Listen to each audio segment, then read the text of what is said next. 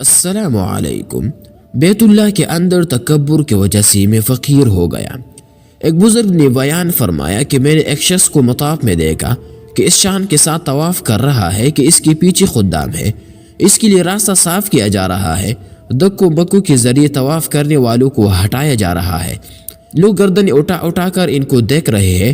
میں نے بھی ان صاحب کو غور سے دیکھا، دل میں خیال آیا کہ یہ تو اظہار بندگی، عجز و انکساری کا مقام ہے، جس کو اللہ تعالی اس مقام پر پہنچا دے اس کو تو خوب شکر ادا کرنا چاہیے اور اپنے دل سے دنیا کے حرص، کبر، خیالات و تصورات کو نکال کر صرف ایک اللہ کی بڑائی کو دل میں جمانا چاہیے۔ اسی دیان کے ساتھ اس کے آگے سر کو جھکانا چاہیے۔ یہاں پہنچ کر اپنے شان ظاہر کرنا اگرچہ ظاہری طور پر ہی ہو قطعاً مناسب نہیں۔ بس یہ خیالات آئے اور ختم ہو گئے۔ وہ صاحب بھی طواف سے فارغ ہو کر چلے گئے۔ چند سالوں کے بعد بغداد جانا ہوا۔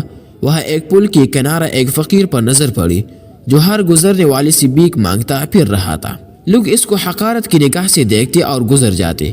میں نے اس فقیر کی طرف غور سے دیکھا تو وہ کہنے لگا، کیوں غور کر دیکھ رہے ہو؟ تو میں نے کہا کہ چند سال قبل میں نے ایک امیر شخص کو بڑی شان و شوکت کے ساتھ طواف کرتے دیکھا تھا۔ وہ شخص آپ کی شکل کا تھا، اس لیے غور سے دیکھ رہا ہوں۔ تو اس نے کہا کہ وہ امیر شخص میں ہی تھا۔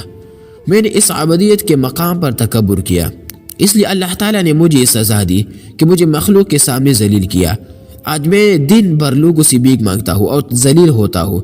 اللہ تعالیٰ ہر مسلمان کو قبر کی بلا سے حفاظت میں رکھے اور میرے انجام بس سے سبق حاصل کرنے کی توفیق دے۔ یہ تو دنیا کی سزا ہے، آخرت کی سزا تو اس سے بڑی ہے۔